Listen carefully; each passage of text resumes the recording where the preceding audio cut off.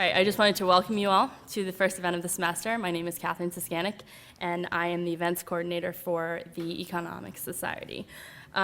Just really quick, we have some papers in the back from the Cato Institute and the FFF, if you're interested for after the speech. And I also wanted to extend a special thank you to the FFF for this event. We really couldn't be doing this without them.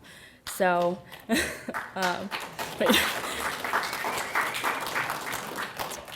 so I'd like to introduce Bart Fraser, who is for the FFF. So.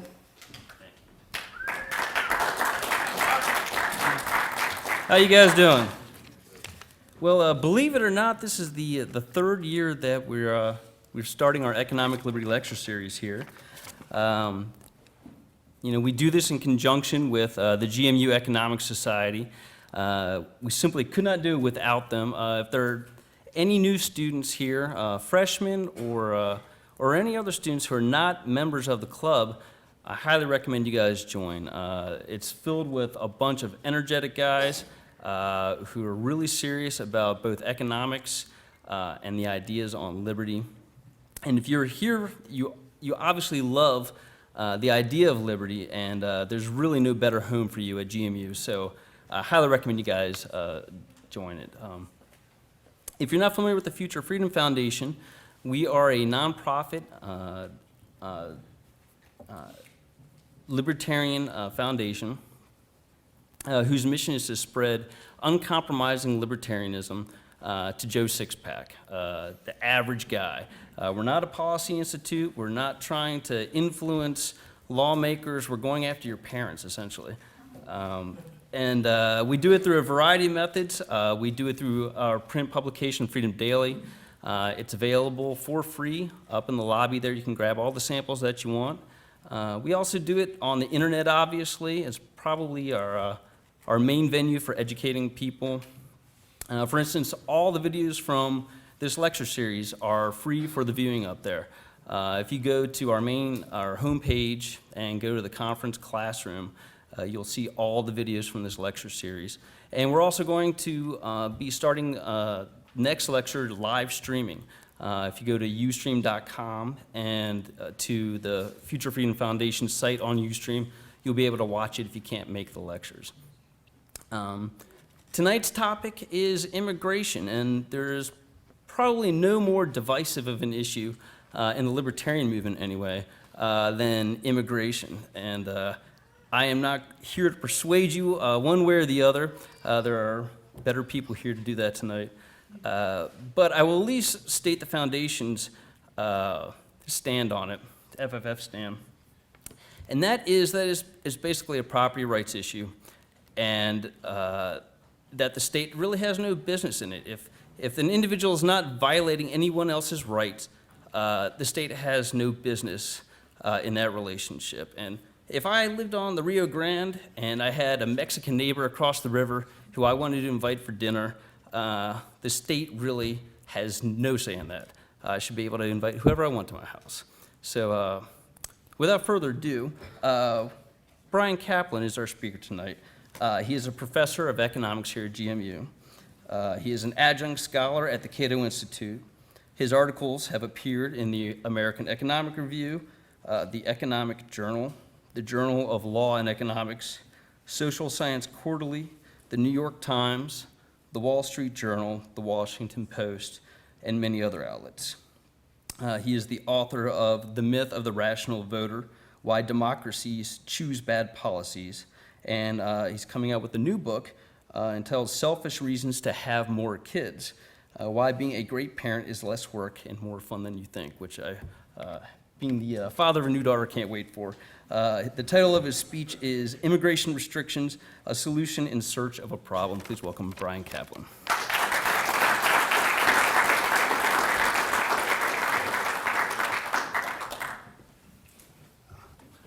Thank you very much, Bart. All right, so to begin with my first point, immigration restrictions seem bad on the surface. So let's begin with a thought experiment. Suppose that moved by the plight of Haitians after the earthquake, you decide to take a trip there to help them, you engage in relief work, you give of yourself for 2 weeks, and then you're about to fly home. And when you get home, the person at the airline counter says, sorry, you are not authorized by the US government to return home. And then you say, this must be some mistake. And you go and you talk to the US consulate. They said, there's been no mistake. We just don't want you back. Right? We are denying your reentry. And you say, why? We don't have to give you any reasons why. We're just doing it. Right? Tough. You can't come back. Okay, now I'm going to go out on a limb and say this seems wrong. It seems wrong for the US government to say that you are not allowed to return. Okay, and wrong according to what viewpoint? Well, let's say wrong according to almost any viewpoint I've ever heard of. Right? Wrong according to libertarianism, wrong according to utilitarianism, wrong according to Christianity, wrong according to Buddhism, wrong according to Marxism, wrong according to any doctrine that I've ever heard of about what's right and wrong. Okay, it seems wrong. Right? And simply put, you're not a murderer, are you? Probably not. You're not a murderer, you're not a thief, and life in Haiti is not fun. Life in Haiti has obvious downsides, and these are not minor downsides, poverty. Right? So most of the population lives on $1 a day or less. Maybe with your Western skills, you might be able to earn a bit more stuck in Haiti, but you'd still be in dire poverty. Death, yes, there's a very high death rate in Haiti. Right? People die all the time, right? And 300,000 in that earthquake alone. Right? So horrible, horrible, horrible in terms of your life expectancy. Oppression. Once the Haitian government actually gets its act together again, then the oppression can resume. Right? All right, right now, too much chaos to have much government oppression because they don't know. The government's been destroyed. Now, how do we oppress anybody anymore, right? So, all right. And then a last one, which might not seem as bad as the rest, but it would start to really bear down on you after a while. Isolation. You're in Haiti. What's there to do in Haiti? Like, where is everything? Right? You're in Haiti. Like, there's a few things to do there, and then after you've done those, what else is there? Right? You can't see your friends. You can't go places, right? Other than places in Haiti. Which, again, not to say that there aren't some nice places to go there, but most of the places you would want to go to and most of the people you want to talk to aren't in Haiti. So you're suffering from isolation.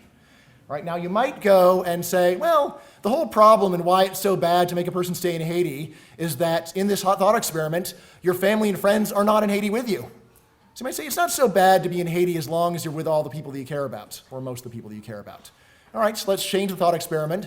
Suppose that you go and bring your entire family and all of your friends down to Haiti with you. You all volunteer as relief workers. And now when your entire group gets to the airport, you are told you are not allowed to come back to the United States. You're not allowed to return. Why not? I don't have to give you reasons. U.S. government does not give reasons for denying people entry. We're just not doing it. Tough luck. Get out of here. Okay. Now, I would submit that in this case, not only is it not clear that being stuck in Haiti with all your friends and family isn't as bad as just being there alone, but actually in many ways it's worse. Okay? So for example, if I were stuck in Haiti with my family, including my kids, and you said, hey, look, we can get your kids out but not you, I would jump at that chance. Right? I would do whatever it took to get my kids out of Haiti, even if I had to stay behind. Right? Why? Because I don't want them to have to deal with poverty, death, oppression, isolation, and so on. Right? So, infant mortality in Haiti and child mortality in Haiti is terrible. The poverty is terrible. Right? So, not only would it not be a comfort to me to be there with my family, it would make me feel worse, and I would do what I had to do in order to, if there were any option, to get my kids out. Right? So it's not just a matter of it's not bad to be in Haiti if you are there with your friends and family. It's not just a matter of you're the only person that you know that's there. In fact, if you really care about your friends and family, then you wouldn't want them to be there with you for their own sake. Okay, and of course, that picture is from the episode of King of the Hill, where Hank Hill and friends wind up being stuck in Mexico and have to illegally go across the border because they've lost their documents. Okay, so closest thing I could find to this thought experiment occurring. So was it wrong for the US government to deny re-entry to Hank Hill and his friends? Right, and so in the end, they wound up having to sneak in. Okay, so is there an excuse, such as Bart's excuse for lying? At least I only lied because it was the easiest way to get what I wanted. Okay, so yes, one of my favorites. All right, so is there an excuse? All right, now these thought experiments, even I will not say that they prove that immigration restrictions are wrong. They don't prove them. There are many things that seem wrong on the surface that end up being morally justified. For example, if you were to say, is it morally justified to ether a person, knock them out, cut open their body, let blood splurt out, and chop out a body part? Right? You might say, no, that's terrible. Right? What if that body part is diseased and they're going to die unless you take it out? And what if they've consented to being ethered? Or what if they're 3 years old and they can't really give consent? Well, in that case, I guess, All right, then it would be okay to go and ether a person and chop them open and cut out a body part if you had a good reason. Okay, so just because something seems bad on the surface does not prove that it's actually wrong. It could simply be that there's a good excuse, right? There's a good reason. It might seem really bad, but if you really understand the situation, you realize that there is a good reason to do it. Still, here's what I'm going to say. The thought experiments that I just told you about denying an American re-entry to Haiti, or denying an American and his whole family and all his friends re-entry from Haiti, rather, does establish a presumption against immigration restrictions. Right? So presumption is something where if you don't have anything else to say, then it's wrong. Right? So like it is a reason to think that it's wrong, and if someone wants to convince you otherwise, the burden is upon them to come up with some reason why it is not as wrong as it seems. Right? That is the idea of a presumption. Okay. All right. So what I'll say then is that proponents of immigration restrictions have to show.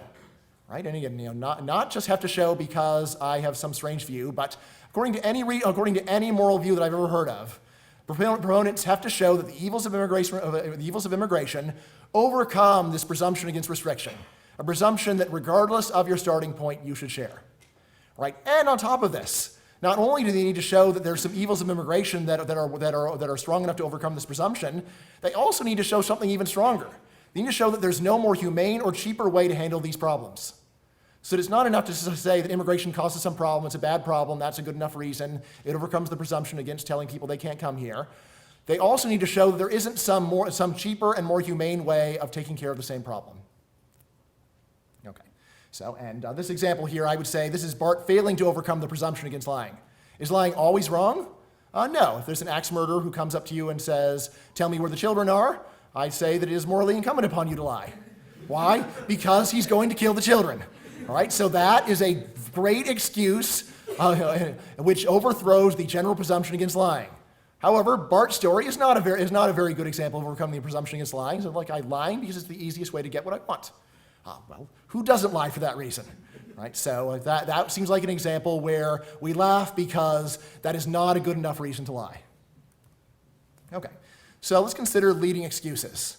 All right, there's a long list of excuses, and if there are some other ones that I haven't covered, we can come back to those in the Q&A. I'm just going to go over the most popular ones, as well as some niche ones that seem likely to be popular with this current audience.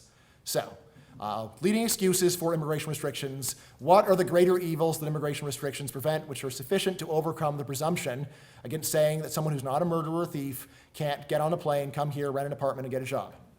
Okay, so first, protect Americans from poverty caused by low-wage competition. Right, this is probably the most popular one, right? As in the South Park episode where they say they took our jobs, or actually, they cut our wages slightly, right? Or maybe cut our wages a lot. Okay, so the idea is that if you let in a bunch of people from other countries, such as Haiti, the Haitians will be very happy to work for wages that Americans consider quite low. And as a result, this is going to reduce the demand for American labor, and just by usual forces of supply and demand, this will reduce the wages that Americans receive. And that is a bad enough problem to justify saying that immigrants can't come here, or they can only come in very limited quantities with our special permission, which is very hard to get. Okay, so that's leading excuse number one. Another excuse, probably the second most popular one, is immigrants are just coming here to collect welfare and take advantage of the system. Right, so this story here says no. The immigration restrictions, the greater evil of immigration restrictions overcome is that they protect American taxpayers from welfare state exploitation. Okay, so the story is immigrants come here, they will avail themselves of all the free goodies that the welfare state offers, and the reason why it is okay to have immigration restrictions is that it is protecting American taxpayers from this abuse, right? Protecting them from this fiscal abuse. Okay. Another excuse, very popular, to protect American culture, right? So immigrants come over here, they don't speak English, they don't understand our way of life, and they ruin things, all right? They ruin things, right, with whatever it is that they do. Okay, so they come here and they eat their Canadian food, and they watch their Canadian movies, and they don't pronounce the word about properly, and before you know it, they've destroyed everything that is great about our culture. All right, not the standard cultural argument that most people have in mind. Yes, of course, the one that most people have in mind is about Latin American culture ruining our country. So we'll come to that. Okay, and a last leading excuse is to protect American liberty. Right, and this is the one that is probably most popular among libertarians and free market advocates, saying, look, we have this great, wonderfully free country, And immigrants come from countries where people are not so free. And the reason is that people in those countries, unlike us, don't believe in freedom. And if they come here and they vote, they are going to kill the goose that lays the golden eggs. And therefore, it is justified as a matter of self-defense for us to keep them out. Right? So they come here, they are going to take our freedom away from us. And therefore, even though they seem like nice people, even though they've got hard luck stories, we are justified as a matter of self-defense in saying that they are not allowed in. Right? You can't come here because you're going to destroy the freedoms that we enjoy. Okay. All right, so now let's just go over all the main ones. And in the Q&A, we can go over some of the other ones, because there are many others. Okay, so the Protecting Americans from Poverty story. Right? And, by the way, obviously, you could go and do find and replace Americans for Germans or Swedes or whatever other country you might want, or indeed Mexicans. Right? Because, as my dad often angrily tells me, Mexicans keep out immigration from Guatemala. They shoot them. Why don't we learn from them? Right? Maybe we should be shooting Mexicans as the Mexicans shoot the Guatemalans. Okay, so wait a second, I'm confused. Is this an argument about how the Mexicans are even worse than we are, or is it an argument about how we need to be as bad as the Mexicans are? Right?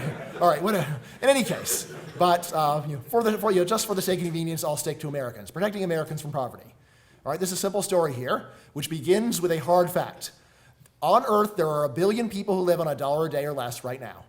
Right now, on this planet, there are 1 billion people who actually manage to survive or eke out an existence on $1 a day and less than income. Do you think some of these people might like to move here if they could? Yeah, probably. Yes. Either you keep earning $1 a day, scrounging garbage from a garbage heap in Manila, or you come to the U.S. and get whatever job you can get here, right? Which would probably be a little bit better, right? You say, I'd be detached from my culture. Is that worth increasing my wage by a factor of 40?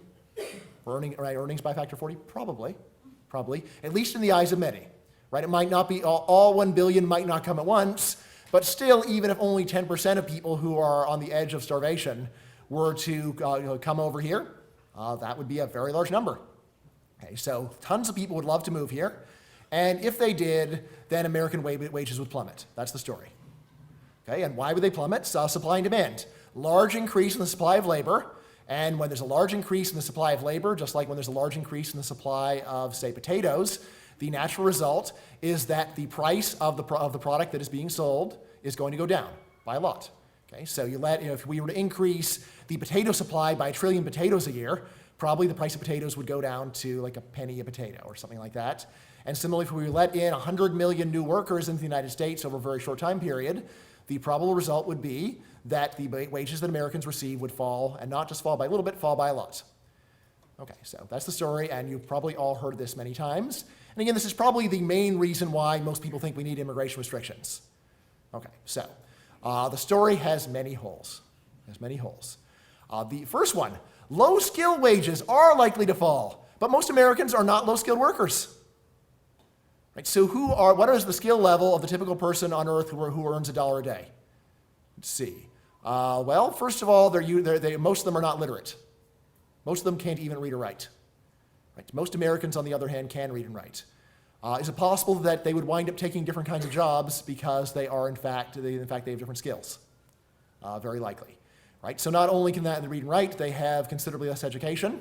Right? And if you follow my blog, you'll know that I think that education is greatly overvalued, right? And doesn't do nearly as much to train workers as people think. But even I say it does something, right? So the difference in worker productivity between people who have gotten lots of education and people who have gotten little or none is quite large. Right on top of this, of course, when an unskilled immigrant arrives in the United States, they often don't understand anything about modern technological civilization even. Right? So they may never have made a phone call or flipped a light switch. Actually true. Right? Out of these 1 billion people, most have never flipped a light switch in their entire life. Okay, so it is quite likely that when they arrive here, they will not be directly competing with Americans who are much more skilled. Instead, they're going to be doing jobs that we consider very low skilled where you don't need much. Oh, I wish I could be that exciting. One day. Okay, so low skilled wages are very likely to fall, but most Americans are not low skill. In fact, almost no Americans are as low skilled as the typical person who is earning $1 a day. Right now, there are many Americans who are probably as low-skilled as the typical worker coming in from Mexico, right? Because Mexico, by world standards, is actually a wealthy and advanced country. right? Which again, my dad is always baffled when I say this. And he's like, you don't understand. Do you realize how poor they are? Yes, they have a per capita income of about $10,000 per year. By historic standards, that is excellent. And if Mexico, if people in the year 1900 were to look forward and look at Mexico, they would consider it the most amazingly advanced civilization that ever existed in human history, and they would be right.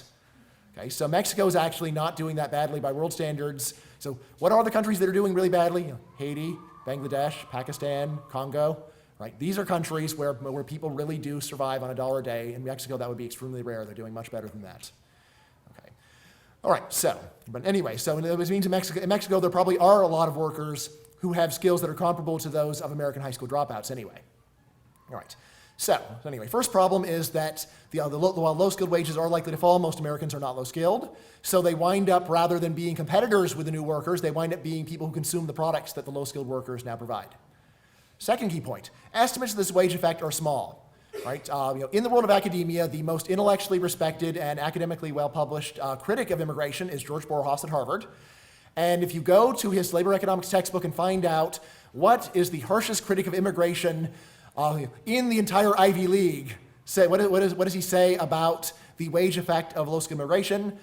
Even he claims that all the immigration from recent decades of low-skilled immigrants has reduced the wages of native dropouts.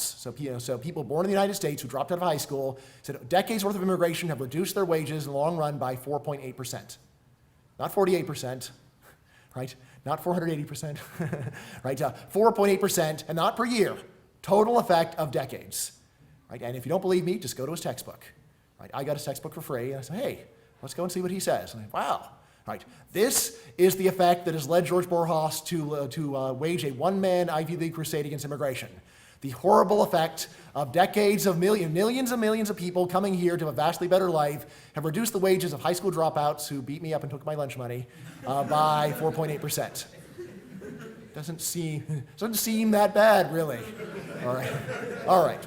So that's his claim. And remember, this is not his claim about the effect on all American wages. This is just the effect on dropouts. His estimate for the long-run effect on other Americans in the middle range of education is actually positive. And then who are the other people who lose from immigration, according to Borjas? People with graduate degrees. How can that be? Well, let's see. Remember, take a look at your professors. How many of your professors are foreign-born? People like Alex Tabarrok, the Canadian, comes here taking the jobs from decent American PhDs. Okay. Yes. So, what's going on? Well, there's a reason for this, which is there's a gigantic loophole in U.S. immigration law, which makes it easy for a PhD to come to an American university, even if he's born any country on earth. Right? What is the loophole? The basic loophole is we just have to say there isn't any American who has applied for the job who's qualified to do it. You may say, is that really true? There isn't anyone who could do what Alex does? Well, the trick is that when you hire a foreign professor, you just define the job so narrowly that only that professor can do it, right? So you say, look, we need someone who specializes in empirical public choice, who has a German language specialization, who has done research in campaign finance, who has also done research and you just add on a few more requirements, and pretty soon you have described only one human being on Earth, which is the candidate they wish to hire. If you wanted to try to use this loophole to hire a ditch digger, you would not get anywhere. They said, look, we need a ditch digger with foreign language, who speaks the Quechua dialect. Right? Go on, yes. The immigration officials in the United States would not let you get away with that, but they will let you get away with it for hiring a professor. And so that is why people like me have suffered from the enormous burden of this massive oversupply of cut-rate PhDs who take our jobs, drive our wages down, then corrupt our students' minds. But does anyone care about my suffering? Yeah. So every now and then I've seen people saying, look, the defenders of immigration are just a bunch of PhDs who are not affected by immigration. I say, you don't know what you're talking about. I'm more affected by immigration than anyone. They've destroyed my chance to be at Harvard. If only we could kick out every foreign-born professor in the Ivy League, I could be there. Right. So they have done terrible things to me, these immigrants, and yet, I will say, of course, there's also many of them, these immigrants are my friends, and I would rather earn the lower wages and have the worst prospects than see them thrown out, right? But it's in terms of my personal financial and career situation, these immigrants really have done damage to me because they have skills that are very similar to mine. Okay, so estimates of the wage effect are small, even for these low-skilled workers. And this is not this is not just a libertarian or pro-immigration person. George Borjas himself will agree with this. He'll still be extremely upset and say that 4.8% is something to get very upset about. But in terms of the number, that is his number. All right. Furthermore, there are offsetting benefits for American employers, investors, consumers, and landowners. All right, so consider this. What would happen to the real estate prices in Los Angeles if every Mexican immigrant went home? All right, so if you were to purge every single Mexican immigrant, track every single one down, send every single one home, imagine what the effect would be on Los Angeles real estate. And who owns almost all that real estate? What is their nationality? Americans, yes, because in general, illegals do not purchase real estate for obvious reasons. Let's see, what happens if I get kicked out of the country, first of all, and also my income is low? Right? So you put those two things together, they don't own very much real estate, instead they rent from Americans, and as a result, this would lead to declining property values. Okay, so, and again, for a place like I said, Los Angeles, where people complain about immigration the most, people who own real estate there are also getting the largest benefit from immigrants. Okay, so also benefits for American employers, right? So when wages do fall, this makes life easier for American employers. Investors, right? So when investors are hiring, investors ultimately are people hiring workers, so they're better off. Consumers, so think about the well-being of American senior citizens if they could hire immigrants, low-skilled immigrants, to do all kinds of low-skilled jobs for them at a much lower wage than they currently pay an American worker to do so. So if you let in a bunch of immigrants, you're 80, it might be possible for you to continue to live at home rather than having to move into a nursing home because you could go and hire 1 or 2 or 3 immigrants to be at your beck and call. Right now, it's too expensive to go and hire someone to do it. But again, the kinds of jobs that senior citizens need someone to do for them are not highly skilled jobs. It's just that they have trouble doing them themselves. Right? So if you were a senior citizen, if there were more low-wage immigrants around, more low-skilled immigrants around, it would be more affordable for you to go and hire people to be your personal servants. Like here's one that might make a big difference in the lives of many senior citizens, as well as the people that they drive around. If there were more immigrants here and more low-skilled immigrants, then it would be a lot easier for people to hire a personal driver. Right? So you wouldn't have to give up your driver's license, and you would not have to endanger all of your neighbors as you drive around the streets when you're 80 years old. Okay. All right. So, right, consumers and of course landowners as well. Okay. Now another problem with the immigration restrictions to protect Americans from poverty, which is that Borjas' estimates assume that native and immigrant labor are identical, right, within an education class. But they're not. Even when you compare immigrants and natives who have identical levels of education, there are big differences in the kinds of skills that they have and in the kinds of jobs they take. So there's 2 other economists who specialize in immigration, Perry and Ottavanio, and what they do is they say, hey, let's suppose that there's 2 kinds of skills. There are language-based job skills and there are non-language-based job skills. So for example, if driving a taxi is basically a non-language skill. Right? Once you understand what the name of the street that someone wants to go to, you know their address, you can drive a taxi cab even though you don't speak their language. On the other hand, say being a server in a restaurant is a language-based skill. Even when it's a low-skilled job, if you don't speak English, it is very hard for you to take orders from English-speaking clients. Okay? And if you just go down the list of different jobs, you'll be able to notice that jobs are generally a mix of these 2 kinds of skills, and the mix varies a lot. Like a machinist, this is almost entirely a job that is not language-based. Or we go and look at a restaurant, you'll often see that the immigrants who've been around for a while are the ones who are serving, and someone who is fresh off the boat, where do they work in a restaurant? Yeah, they work in the back, they're a cook, right? So they go and talk with other people who don't speak English, and they do a job where you don't really need to have a language skill in order to do it. Okay, so Perry and Ottavanio go and redo Borjas' basic approach, and when they adjust for this, they find that between 1990 and 2004, immigration actually raised wages. Immigration actually raised wages on average. The only people who lost were dropouts. And they lost by less than what Borjas said. Right? And again, the idea is that when more immigrants come in, there's a large increase in the supply of non-language skills, a smaller increase in the supply of language skills. Same time, there is only a moderate increase in demand for the non-language skills and a larger increase in the demand for the language skills because the immigrants need stuff. And when you put this all together, the result is that on net, the typical American actually earns more money now because immigrants came in and increased the supply of stuff that Americans buy. Right now, so when you're wondering, well, let's see, why is this effect so clear? The effect is clearest because when more immigrants come in, Americans change the kinds of jobs that they have. natives switch over from jobs that are more based in non-language skills into more language-based skills. So one of the really neat things that Perry and Ivanio show is that if you take a look at different cities with different fractions of foreign-born citizens, the higher the fraction of foreign-born citizens, the more likely low-skilled Americans are to be in language-based skills. So in jobs where, in cities where there are very few immigrants, then Americans drive the cabs too. Americans work as maids in cities where there's very few immigrants. On the other hand, in cities with very large number of immigrants, native-born Americans who have good language skills don't do those jobs, they do other skills. And so basically what happens is that people specialize in skills that are more heavily rewarded, and the net effect for most workers, other than dropouts, is to raise their wages, and even dropouts don't lose nearly as much as Borjas's already small estimate indicates. Okay. Now, a final point to realize is that if there were a very large number of immigrants, there are a lot of things that would change. Right? So under open borders, low-skilled wages would fall, and rents would rise, and as a result, a billion people who want to move here right now would no longer want to move here. Right? There'd be a large increase in rents, a large decline in wages for very low-skilled workers, and as a result, this would be a natural limitation upon the number of people who want to come here. So like right now, it is perfectly legal for everyone in this room to move to Manhattan. So, and there's probably a lot of people in this room who think Manhattan is cool, and yet you aren't living there. Right? Why aren't you living there? Right? Because it's expensive. Right, because it's expensive, because a lot of people agree that Manhattan is cool. This has driven up rents tremendously. Of course, there's other reasons like zoning restrictions and building code restrictions, but part of the reason is just that it's a cool place to live, and this drives up the price of living in Manhattan. At the same time, if you take a look, if you compare the wages relative to the cost of living in Manhattan, wages in Manhattan are actually lower. Right? So you say, how can that be true? Aren't wages in Manhattan higher than the rest of the country? They are higher, but the cost of living is even higher than the increase in wages.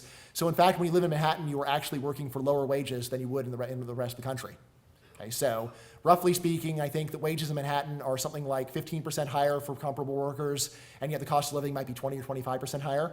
Okay, so that is another reason why people who think Manhattan is cool don't move there. Right? And the same market forces would also persuade a lot of people who think they want to move here not to move here, because there would be a change in wages and a change in rents. So when you imagine the chaos, don't really think that a billion people would come here. Although, of course, in the long run, there would be an enormous amount of mobility, because in the long run, we could build a ton of extra housing.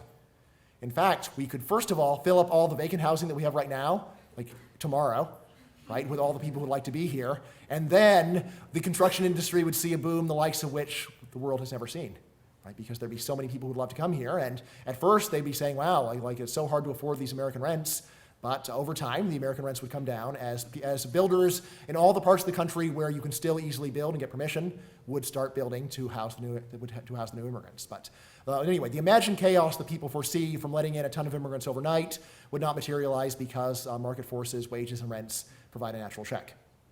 Okay, now, so overall then, I'm questioning that immigration restrictions actually do protect Americans from poverty, and most they protect a very small minority of Americans from poverty.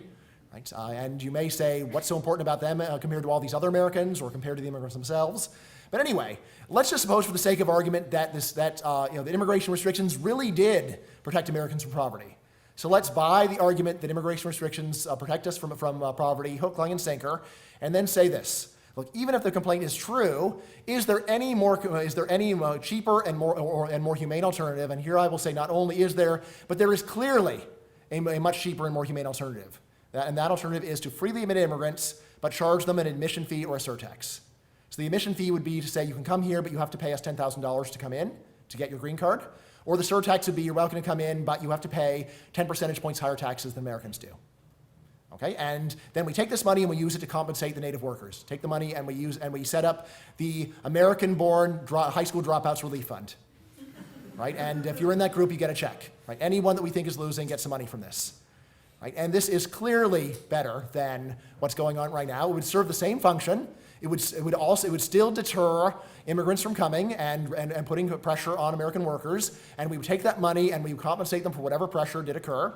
But at the same time, it would still be much easier for immigrants to come in. We could let a lot more, because we're taking money that right now goes into hiring coyotes to smuggle them in, and we instead putting it straight into the pockets of the American high school dropouts who are suffering. Okay, so even if you buy the argument in its strongest form, it is not a good argument for immigration restrictions. It is not a good argument for what we have. What we have is much more expensive and needlessly cruel. right? And instead of doing this, we could go and say you need $10,000 to come here, and yes. Are there a lot of people in Mexico who would scrounge together $10,000 in order for the admission fee? Yeah, definitely. And so, or if we did the surtax, are there a lot of Mexicans who would say, who we said, look, you can come here, but you have to pay not only income tax, but you have to pay 10 extra percentage points to be here? Are a lot of Mexicans who would say, no, that's terrible. There's no way I'll pay those extra taxes to support those lazy high school dropouts. Probably be some, but there's probably a lot more who would say, that's it? And now I can come and get a job? Awesome. Okay, so now how about protecting taxpayers? All right, so here's the simple story is that, and I'm using up my time quickly. All right, simple story, American welfare state pays more for idleness than many countries pay for work. That is true. Okay, so immigrants therefore come to abuse the system. And even Milton Friedman said, you cannot simultaneously have free immigration and a welfare state, a quote that has been repeated ever since. If we read the whole interview, Friedman said something else that was actually clearly not very smart. So if you go and Google my blog and this quote, you'll see what he said that was clearly not smart. Okay, so was he right? Well, here's a key fact about the American welfare state, the dirty secret of how it really works. Most money in the United States budget that we give, that the welfare state provides, goes to the old and not to the poor. Right? The American welfare state is primarily about helping the old, not the poor. Social Security, Medicare, add that up, that is far larger than everything else that we give to the poor. And even if you take a look at Medicaid, most of that is actually not for people who have been poor in the normal sense. Rather, most of the money in Medicaid is for people who are middle class, elderly, and have burned through all of their assets or had the foresight to give all their assets away to their kids, and now they need to go to a nursing home, and they're out of money. Okay, so most money in the United States welfare state goes to the old, not to the poor, and new immigrants tend to be young. Okay, so you put this all together and say, well, in that case, it's not nearly as clear as most people might think that immigrants are going to be taking advantage of us, because on the one, first of all, they're not old, so it takes them a long time to collect, and secondly, they're going to be paying taxes to all these old people, paying taxes to support the old people. Okay, so Julian Simon, who admittedly is an economist who's very sympathetic to immigration, but a number of others, calculate that the average immigrant actually is a net taxpayer. The average immigrant right now is a net taxpayer, right? Which makes most people like totally absurd. Okay, a number of things to remember. First of all, much government spending is non-rival. Immigrants help spread the cost of national defense and debt service. Right? We could let in 10 million extra people from Mexico, and we would not need any more nuclear weapons to protect them. Okay, if we do need nuclear weapons to protect them. Okay, we would not need to go and invade any more countries if we let in more Mexicans. Okay, we would not require more troops in order to occupy Iraq if we let in more Mexicans. So when you let in more immigrants, this actually spreads the cost of defense, which is another big part of the budget. It spreads the cost of debt service. So anytime that you've seen now the typical American owes, say, $50,000 worth, the average American share of the national debt is $50,000. If you were to have a large increase in population, that would just by matter of arithmetic reduce the amount that every person in the country owes. And this is true for many other things, such as, say, fireworks shows. Now, a further result, lots of people can watch the fireworks show. Further result, actually, illegal immigrants are a fantastic deal for taxpayers, right? Because what happens when you pay taxes on a fake Social Security number? You pay taxes, yes. When you pay taxes on a Social Security number, the money still comes out of your paycheck. However, you do not actually get to go and collect that money when you're old because it's a fake number. Okay, so people like this are pure profit for the Treasury. Contrary to all the people complaining about illegal specifically, they're the best deal of all. Okay. All right, now I will say there are other economists who are not as optimistic as Simon. Right? But almost no serious researcher finds a big negative fiscal effect of immigration. There are some who claim a small negative fiscal effect of immigration, but no serious researcher will say that immigrants are on net a large drain on Americans. Okay. So again, are there people who say this? Yes, they're just not serious researchers. Okay, but let us just go and suppose the worst is true and that immigrants really are coming here in order to abuse American taxpayers and are already doing so to a shameless degree. So even if the complaint were true, once again, there is clearly a much cheaper and more humane alternative, which is to freely admit immigrants but make them ineligible for benefits. You can come here, you can work, but you can't collect benefits. That's the story, right? You are being issued a guest worker card. If you find that too harsh, fine. You can say after 5 years you may start collecting benefits. Or you can say once you have paid a total of $100,000 in taxes, then you may start collecting benefits, right? These are all things that are both cheaper, right, and more humane. Right? Because you think how many immigrants do you think there are who you can go to Mexico and say, hey, here's the deal. You can come here, you can get a job, but you can't collect any benefits. You don't want to do that, do you? Yeah, a lot of Mexicans would love that deal and would consider it actually absolutely fantastic and far preferable to paying someone $3,000 to smuggle them through the desert without water. right, or without much water. Okay, how about protecting American culture? Right, another complaint. Immigrants are destroying American culture. Right, so they won't learn English, they won't fit in, they name their kids funny names, right, and so on. Okay, so this has some obvious problems. So even Huntington, who is probably the most eminent defender of the Hispanic immigrants are destroying our culture complaint. So he fears these cultural effects very greatly. Even he admits that over 90% of second-generation Mexicans speak fluent English. Right, so what's left to the complaint? 90% of people in their second generation speak fluent English. What more you don't want? Like, stop celebrating Cinco de Mayo. Right, celebrate the right holidays. Cheer for the American team at the Olympics. All right. So the complaints start to seem fairly petty. All right. Now a deeper problem here. Take a look at America's cultural centers. Right, and I will say, let's see, the cultural centers of the United States, by almost all accounts, are California, which gives us movies, and New York, which gives us television and plays and so on, if you like those. Okay. As Homer says, I have seen plays less boring than this. But anyway. So American cultural centers, California and New York, have very high immigration. And on the other hand, take a look at the states that almost everyone would consider a cultural wasteland. No offense to anyone who's from these states, but perhaps you are here because you agree with me. All right. Cultural wastelands such as North Dakota. I've never heard of anyone talk about the great culture of North Dakota, South Dakota, Arkansas, Alabama, Montana, West Virginia. All right. All of these places have extremely low immigration. Right? And no one wants to consume their cultural output, or almost no one. Right? What culture do they actually produce? Not much. Okay, now, of course, if you are social scientists, you'll say, well, is this causal? Well, it seems partly causal. Like, part of what goes on with Hollywood is that we get the talent from all over the world. We get foreign actors, foreign directors, foreign writers. But anyway, let's talk about the kind of culture that most people actually care about the most. Because most people care about isn't foreign films. What people care about is food. Right? And for food, it is absolutely clear that where the causation runs. Places with lots of immigrants have great food because immigrants are the ones who provide the great food. And places without immigrants have terrible food because American food by itself is barely worth eating. All right, and if this were Britain, the story would be even clearer. I don't think everybody says, British food is so good anymore because it's not British anymore. Okay, all right, so. But in any case, even if this complaint about immigrants destroying American culture were true, once again, there are much cheaper and more humane alternatives. How about we admit anyone who passes an English fluency exam? We give a test, say in order to come here, you must pass an English fluency exam. Of course, to be fair, you don't want to make it so hard that most Americans couldn't pass it, most native-born Americans.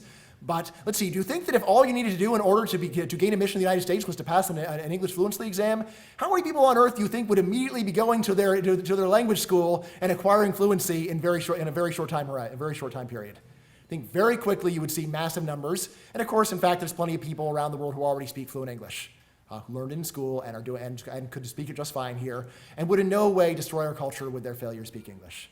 Right? So admit anyone who passes an English fluency exam. There could be a cultural literacy test. Of course, when you say that, to think of like how little most Americans know about culture, it's almost funny to think, like, who wrote La Traviata? We're going to, like, if you don't know that, you don't belong in this country. I guess it could be like, how many points is a field goal or something like that. That's our American culture. All right, last one, and this is the one that most libertarians are most worried about. Certainly the most popular excuse for restricting immigration among libertarians. Look, immigrants come from statist countries, and they will eagerly vote to ruin our country too. Okay, so at minimum, this problem is greatly overstated. First of all, non-natives have low turnout, even controlling for other factors, which incidentally is the kind of thing that leads the people who complain about culture to attack immigrants. Right, so you have the people who worry about immigrants destroying culture saying not only this, but then they don't vote. Right? We want these people who we hate in every other way to vote and affect our politics. All right? All right, so yes, if you've ever heard the expression, damned if you do and damned if you don't, yes, it applies here. Right, so non-natives have low turnout. Right? And this is true even controlling for other factors. It's not just that they have low turnout because they're poor, they have low education. Just being non-native makes you less likely to participate in politics, probably because you're like, I don't know what's going on, who cares, whatever. Finally I can go and make 40 times what I was earning in Haiti. I don't really care who wins the election very much. Okay, so another key point. Liberty benefits from status quo bias and from natives' political slack. So psychologists often talk about something called status quo bias, where to a large extent, the fact that something exists is a reason in most people's minds to keep it that way. All right, so someone comes to a new country, they see that the status quo in that new country is that they have more liberty than they had at home. There is a natural tendency for people who, when they arrive, to say, oh, this is how it's done here. Okay, I guess that's fine. Again, that's not true in every case, but there is a tendency for people to look at a status quo and say, if it exists, it's fine by me. Right? If you think that existing policies in the United States are more libertarian than those of the people in the country in the countries of origin, this is something else that tends to lead to protect our institutions and our policies from whatever dangerous effects immigrants might have. Furthermore, natives also have a much stronger share of political slack. Right? Why is this? Well, even though it is a democracy, it does seem like politicians have a bit of wiggle room in order to do what they want. And right now, almost all politicians are native-born Americans. Okay? And they tend to want to keep things the way that they were when they grew up, or to keep them the way they're used to, or the way that they like. So again, this tends to push things in a more pro-liberty direction. Now, more importantly than these effects, something that is barely considered but is very well documented, is that immigrants tend to reduce native support for the welfare state because people don't like helping out groups. Okay, so the net effect is probably to shrink the welfare state. Here's the point. Where in the world do we see the largest welfare states? We see the largest welfare states in ethnically homogeneous countries. Right, so places like Denmark, right, where at least until recently almost everyone is a Dane. And what is the deal with the big welfare state in Denmark? In Denmark, until recently at least, when someone got money from the welfare state, no one could point to them and saying, this person is collecting money, sucking money from we Danes, because the person sucking the money was himself a Dane. All right? And as a result, if you can't make this argument, support for the welfare state tends to be high because people feel good about supporting people, about taking care of people like themselves, and they also tend to think that people like themselves don't take advantage of other people.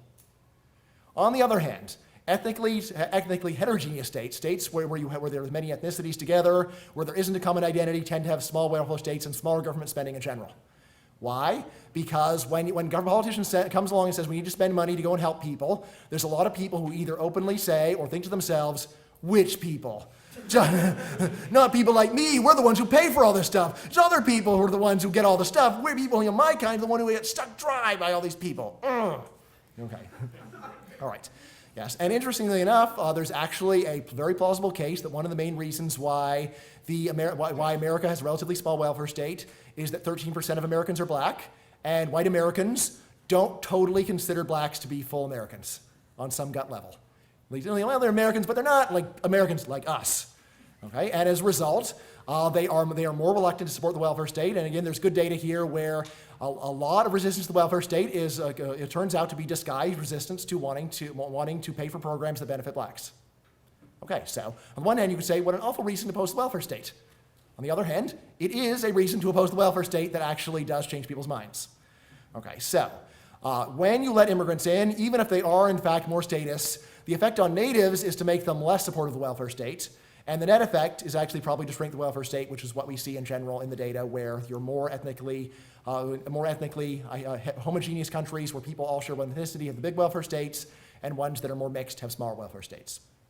Okay, but again, even if this complaint were true, once again, there is a much cheaper and more humane alternative, which is to freely admit immigrants to work and live, but not to vote. So if we wanted to label it in a way that was offensive, we could call them second-class citizens. Or we could just say they're guest workers, right? They're guest workers, you don't get to vote, right? And you could even say that guest workers, part of what happens when you become a guest worker here is that you waive birthright citizenship, so your kids will never be more than guest workers either, and their kids will never be more than guest workers either, so on, unless, of course, they go through and learn all about our great way of life. Okay. All right, now, at this point, the last argument that comes up here is a variant on protecting American liberty. What about terrorism? Well, so what about the terrorists who really hate American liberty? Right? Because they do hate us for our liberty, as we all know. Okay. All right, so what about terrorism? Well, here's the thing. Right now in Mexico, there's an entire occupation of people who are known colloquially as coyotes. Their job is to smuggle people into the United States for a few $1,000s, and they already exist. Right? And how likely is it that you think that a coyote would see that someone wasn't even Mexican and was from some country they weren't even sure, they didn't even speak Spanish, but they're willing to pay $3,000 to get smuggled across the border? How many coyotes are going to say, no. How do I know you're not a security risk to the United States? All right, maybe they would, and maybe they're worried about backlash, but it seems implausible that if you were someone who was a Middle Eastern terrorist trying to come into the United States, and you first sneak into Mexico, and then find a coyote that you couldn't find a Mexican coyote who would be happy to smuggle you in for the usual fee. Or at most, he'd say, all right, no, that's a security risk. That'll be $6,000. Okay. All right, so since you can already get into the United States for a few $1,000s, this means that any serious terrorist, anyone who actually is committed and has any realistic prospect of doing anything, is already here. Right? So any serious terrorist who actually wants to do it and is willing to make some moderate sacrifices and scrape together some money to go and carry out his nefarious deeds has already arrived. Right? Fortunately, that number has been roughly 0 for 9 years straight. So far so good.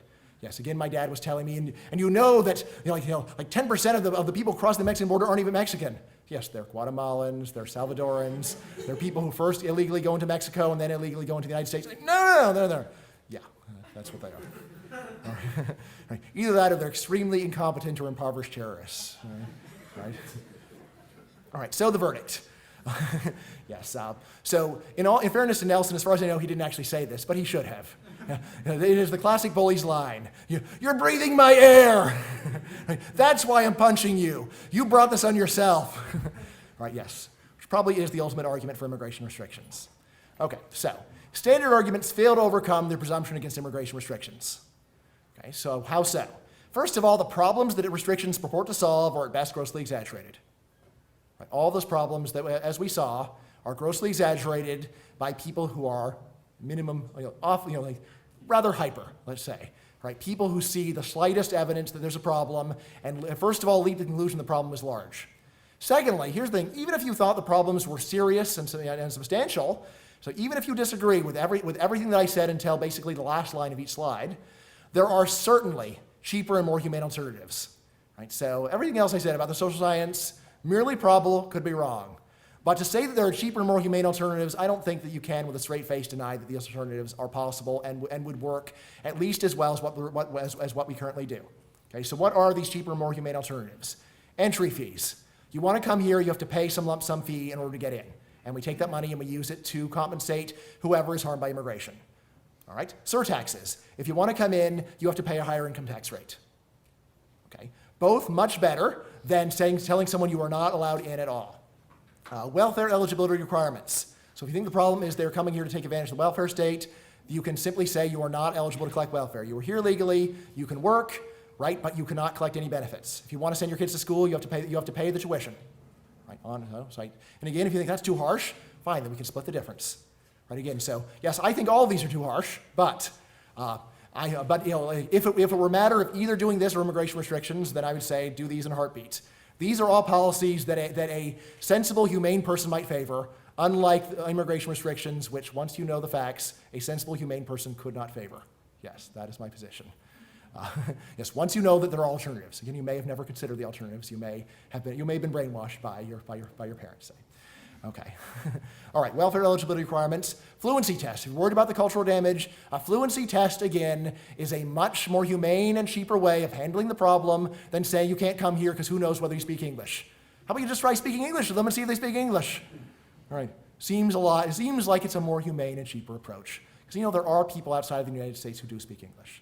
Let's see, cultural literacy tests. If you really want to go and push this cultural argument, which when you actually start to write down a test of what every American should and plausibly does know about culture, right? Either the test has to be ridiculously short because Americans are so culturally illiterate, or you wind up having to put things like on how many points is a field goal and things that you really have to laugh when you call it culture, but whatever. Right? It's either like learn the important facts about American culture, such as the number of points at a field goal, or you can't come here. Say, you know what? Let's give them the field goal test. Let's make them learn about football. That's way better than saying they can't come here at all. It seems dumb, but if this is what it takes to humor the American public and letting them in, great, fine. All right, voting restrictions, saying that you can come here but you can't vote, even saying that your kids can never vote. Your grandkids can never vote. In perpetuity, you cannot vote until you do something or other, or you can even say, look, you can never vote no matter what you do. Way better than saying you can't come here at all. All right, so this brings us to the only halfway decent case against immediate open borders, which environmentalists will call the precautionary principle. Okay, and it's something like this. So far, so good. Immigrants haven't ruined the country yet. In fact, immigrants are ultimately the reason why almost all of us are here. right? Because almost everyone in the United States is either an immigrant, or a child of immigrant, or a grandchild of immigrant, or a great-grandchild of immigrant, right? The people who are actually descended only from the people who came over on the Mayflower are very few. Okay, so the reason we're here is that we did not have this precautionary principle. We didn't say, who knows what will happen if that guy comes here? Sure, everything's fine so far, but that guy comes? I don't know. That could be the card on that could be the one additional card on the house of cards that brings the entire tower tumbling down. Okay, so far so good. So far so good. But who knows what will happen if immigration drastically increases? Okay, so does anyone know with certainty what would happen if we let in 100 million extra immigrants? No, I don't know with certainty. I'll say I don't know with certainty what will happen if we let in one more. Maybe that one more will be the terrorist who will go and bring in the nuclear weapon, and then all go from there. It'll be a terrible episode of 24. Except Jack Bauer will not save us. Right? It's possible. Right? It can be imagined. Okay. So and again, like you say, this doesn't sound like something environmentalists would say. Well, it's something they say about, say, polluting something or building a new factory. Right? So probably not something to say about immigration, except of course for your truly anti-human environmentalists who also say we should just keep people in the third world where they're poor and don't hurt the planet. Right? Yes, and there are a number who say such, yes, including Paul Ehrlich. Okay, so continuing with the verdict. All right, so the precautionary principle might actually sound good if you're safe in the first world. If you're here, you might say, look, my life is fine. Why do we need anything to change? Look, I know I'm okay right now. I like my life. If there were any drastic change of any kind, my life might cease to be as great as it is. Let's just change things right now. Stop things from changing right now. Keep everything the way that they are forever. That's what I want. Okay, so we say, look, I'm fine. Why take any chances at all with anything? Okay, so again, if you are totally selfish and you're very cautious, I'll say, look, I don't have that much better for you. I don't have any really great argument to convince you at this point, other than to say, yeah, it's true that you are protecting yourself here, but your attitude does show callous indifference for the rights of everyone who is not as lucky as you, which is billions of people, right? And not billions of people who already have the comforts that you enjoy, but billions of people whose children die because their water is not pure, billions of people who live on wages that you can't even imagine how they can manage to stay alive on the incomes that they have. Right? It does show callous indifference to their rights. And when you really step back and think about it, all the other excuses for immigration restrictions that we already considered are subject to the same complaint. Right? So the greatest philosopher on earth, Michael Huemer, right, who's also a good friend of mine, but he's a good friend of mine because he's such a great philosopher. Right? So he has a fantastic essay, which everyone on earth should read, called Is There a Right to Immigrate? And points out that the kinds of arguments that people use for immigration restrictions are ones that almost no one would consider even to pass the laugh test if it were a reason to condemn a fellow American to Haiti.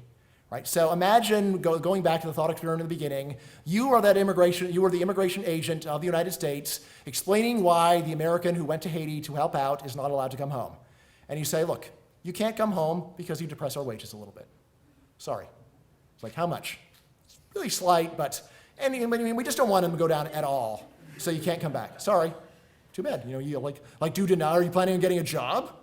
Right? And this is one where you're in a catch-22. If you say yes, then you are hurting wages. And if you say no, then you're going to be burdened on the welfare state. All right? Yes. Okay. So, or again, just for the precautionary principle, imagine telling the American you can't come back because who knows what diseases you picked up here in Haiti? How do we know that while you were in Haiti you didn't pick up an infectious disease which will kill millions when you come back to the United States? Can you prove with certainty that you didn't pick up any rare tropical disease? No? Sorry, you can't come back. Because everyone at home is right now very happy without a tropical disease, and you can't prove with absolute certainty that you won't infect them. And until that day, which will never come, because you can't prove such things with certainty, you can't come home. Make the best of your new life here in Haiti. I wish you well.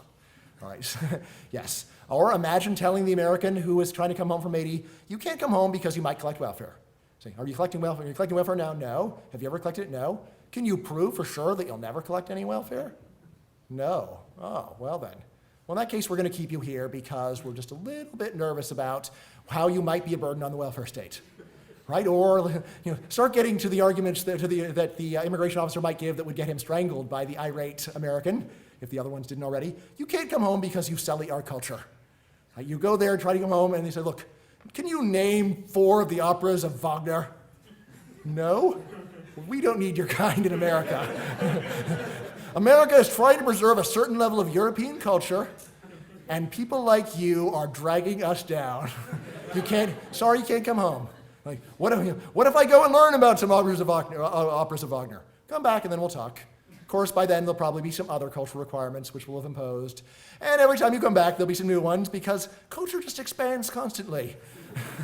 Right? So there's, but you're welcome to try to become cultured. And, who knows? Maybe. One day there might be a cultured foreigner somewhere. All right. Or finally, you can't come home because you vote the wrong way. All right. So you're about to come home, and the immigration official says, "May I ask how you plan to vote upon your return?"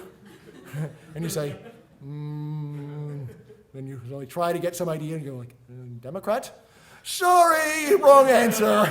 We don't let Democrats into the United States anymore because they vote the wrong way. Sorry." Or you go Republican. Sorry, another wrong answer. What is the right answer? I'm not telling. Right? But whatever the idea that Americans could be refused entry because they had the wrong answer to that question would strike almost everyone, and I think including most libertarians, as absurd and outrageous. Okay. All right, now the last I'll say is libertarians' favorite excuse, or probably least unfavorite. All right, so here I'll give you another hypothetical. Right now, there is good public opinion data showing that young Americans under the age of 30, are much more statist on average than immigrants. Right, so young Americans under the age of 30 are now extremely statist. Right, so obviously we professors, libertarian professors, did a very poor job of things, and now there is a new generation of extremely statist young people, right, who are probably going to be voting statist for their entire lives. Right, it's maybe too late for them. Maybe not, but there is a tendency for people who vote a certain way when they're young to vote that way for the rest of their lives. Okay, so would this be a sound libertarian argument for just deporting everyone under the age of 30? Yeah, well, let's see. Of course, a lot of you would get deported too. And if you were to say, but I'm not like them, well, that's what they all say. Sorry. You can't make an omelet without breaking a few eggs. I'm so sorry to be deporting young libertarians along with all the other young people under 30, but it's the only way to protect liberty for everyone who's over 30. Sorry. It's unfortunate and sad that you have to suffer along with the people who voted for who need to be exiled for the crime of voting for Obama. Which again, you might say, well, that is a little bit of a crime. Is it a crime so awful to merit exile from the country? Right? Again, you might bite the bullet and say, yes, it is. All right? In fact, everyone who didn't vote for Ron Paul should be exiled from the country. You could say that. Right? And if you did, I'd say, all right, well, I guess you're consistent. Right? But do you really think about all the people that you know and care about who did not vote for Ron Paul? Do you really want to see them exiled from the United States because of their political views? And does that seem like a reasoned or measured response to their views, rather than trying to persuade them and otherwise saying, man, I'm stuck with these people? Okay, so this brings us to the last bottom line. So even in the worst case scenario, let's assume that every single complaint about immigrants is true to the full extent that their harshest critics say. Right? Even in this case, immigrants are still far more sinned against than sinning. What are their terrible offenses supposed to be? They moderately reduce wages. They moderately abuse the welfare state. They moderately hurt our culture. And they vote moderately the wrong way. And as a result, they must be exiled in poverty to live on $1 a day for the rest of their lives. A fitting punishment for the horrors they inflict upon us. Right? So, what is the worst that they do to us? Well, we go through that list. That's the worst. How bad is that? Not very bad compared to exiling someone to Haiti. Not even very bad compared to exiling someone to Mexico, which again by world standards is fine, but compared to American standards, Mexico is quite awful still in many ways. Right? So what is the worst that they hypothetically might do to us, and look at what we already do to them? Right? One case, it is a purely hypothetical harm, which even if the worst were true, would be quite mild. On the other hand, there is a very clear and certain harm that Americans already inflict on immigrants when they support the immigration restrictions that we have. So I will leave it there. Thank you.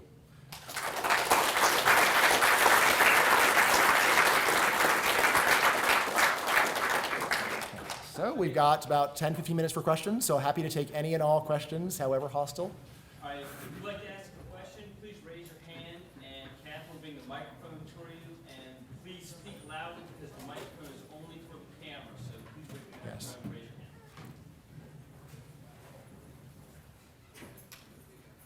Let's see.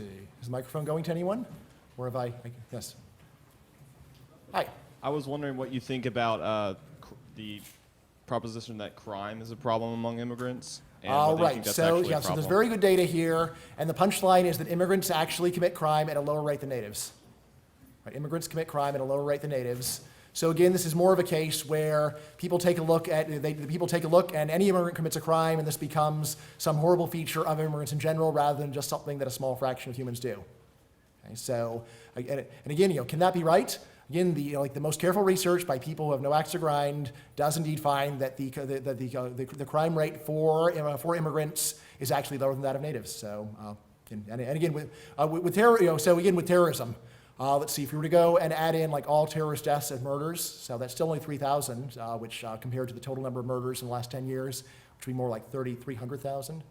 Right, so again, probably not enough to tip the scales. Yes.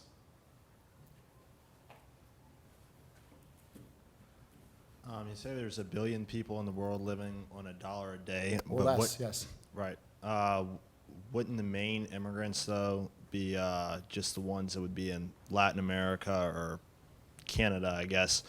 Because I really doubt people living on $1 a day are going to be able to afford to fly to America. Well, you'd be surprised. So right now there is smuggling of immigrants from countries where people earn $1 a day, where they manage to scrounge up $30,000 to get over here to get smuggled in, right? So that is way more than the price of an airline ticket. But in any case, you just have to imagine how markets would develop if it were legal to come here. There'd be plenty of employers who would be happy to loan you the money. Plenty of employers would be happy to loan you money. They pay $1,000 for airfare, or probably you would actually get discount airfare, like you fly in the middle of the night for half price, right? And you think someone from Bangladesh might be willing to lose a night's sleep in order to save $500 on airfare? Yeah, definitely. All right, so in practice, right now it is really expensive for someone who needs basically to get airfare or boat fare to come here. But if it were actually legal, it would be a very different story, and probably people from all over the globe would be coming here. Right, again, and by the way, so countries where people live on $1 a day, Haiti that comes to mind. So that is probably the one country in the Western Hemisphere where a lot of people live on $1 a day or less. And Tyler Cowen, who's a big collector of Haitian art and an expert on Haitian society, he has basically said that probably Haiti would pretty much empty out if they could come here. Right, so probably it would be something like 10 million Haitians would move to the United States if they could. Okay, so and again, there of course they could just take a very simple boat and be here pretty quickly, right? But again, over the medium term, markets would develop to make it possible for even people in the most remote parts of the world to get here. Let's see, other questions? Let's see, way in the back there. What would you say to the argument that immigrants are taking the low-cost housing from native homeless people? See, from native homeless people, or just from low-income people? Yes, from low-income Americans. Yeah. So again, like if that concerns you, then we could go back to the two alternatives to immigration restrictions that I talked about in terms of protecting low-income Americans. So either you charge immigrants an entry fee, or you charge them a surtax in order to compensate Americans who lose because they're being crowded out of low-income housing. That's one alternative. Your other alternative might be to say, why exactly is it that low-income Americans are so special that we should make all this effort to protect them when there's people who earn $1 a day who want to come here and are happy to do the jobs that they don't want to do? Right? That's another thing you could say. Right? So, in terms of justice, I will say, look, someone who dropped out of high school in the United States has so many advantages, it seems to me completely outrageous for them to complain. Right? They were born in this country, they speak native English, they were given a free education, and they're still complaining about immigrants who lacked all these advantages going and making life a little bit harder for them. In my view, that's outrageous, but if you think that it's not outrageous and is a reasonable complaint, then say, fine, we'll let immigrants in, but we'll charge them for it, and then we'll compensate the Americans who are losing out. So you think there was a question up in the front, or let's see, how about here? Ah, there. Now, all the arguments that you placed in your presentation, regardless of whether anybody believes or disagrees in your arguments, in the event someone says, "Well, it's not my problem if somebody's suffering in Haiti. Why should we let them in the first place?" That's a pretty strong one. Right, well, let's see. I don't think so, because it's not like we are asking people to donate charity. We're saying you must donate to. We're not telling them that you must donate to charities to help such people. We are merely saying that you need to stand aside and not vote to prevent a landlord who wants to rent them a place from renting it, and an employer who wants to hire them from hiring them. Right, so it's a very big distinction. As many people act as if letting an immigrant in is like charity. It's not like charity. It's like preventing a person from renting an apartment and finding a job. Right, so, and in that case, I think it's very, so you say, look, it's not my problem. I don't have to help you. You're a total stranger. I think that's a reasonable argument. Right? It is not reasonable to say you're a total stranger, therefore I'm going to make it illegal for someone to rent to you, and I'm going to make it illegal for someone to hire you. That seems like it is that is much less than the moral duty that you owe to a total stranger. And again, so the argument of, look, I'm mugging you, that's wrong. No, it's not. You're a stranger. So Nelson might go along with that, but yes. So again, saying that immigrants are somehow a burden on us just by being here seems to me basically as unreasonable as saying, look, they're breathing our air, so they're aggressing against us. Let's see, other questions? Yes. Has there ever been a study done on the effects on infrastructure? Like, say, there will be more people driving on the roads, there'll be more people using electricity, water? Mm-hmm. Yes, great question. So there's been a lot. Well, let's see. I don't know about immigration specifically, but there's been a lot of work on the effect of population on infrastructure. Population is great for infrastructure of all kinds, because you wind up averaging the fixed cost of the infrastructure over a larger number of people. Countries with low population densities have very few roads, and therefore there is not much infrastructure to use. In the very short run, of course, when there's more people around, this increases congestion. However, in the long run, what happens is you wind up building more stuff. And as a result, you actually have more options, and your life is actually better. Right? So again, Julian Simon talks about this long run, short run distinction, very well. So he gives this example of, suppose that you're someone who plays squash, so you like playing this game, and then a bunch of more people start showing up at the squash courts, and then you start grumbling about there's too many people around here. Yeah, but if there were no one else who played squash at all, there wouldn't be any squash courts in the first place. And what's going to happen over the longer run if your sport becomes more popular? There's going to be more squash courts all over the place. Right, so in general, actually, if you take a medium or long-run view, more population is good for infrastructure, and it's good for the existence of any product you happen to like, which again is why, in general, people prefer to live in areas with population. Right, so right now, there are some grumbling misanthropes in New York City saying how they hate people, and yet they don't move to Hays, Kansas, where the population density is far lower. Why not? Well, because there's a lot more to do in Manhattan than there is in Hays, Kansas, which is a charming little town with 20,000 people if you look on a map. Okay, but it's charming, but in an afternoon you've run out of stuff to do in Hays.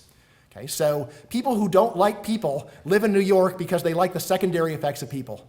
Like places with population, there's lots of stuff to do, and that is one of the big benefits of immigration, is they actually increase choice and allow us to spread these fixed costs over a larger number of people. So again, yay immigrants.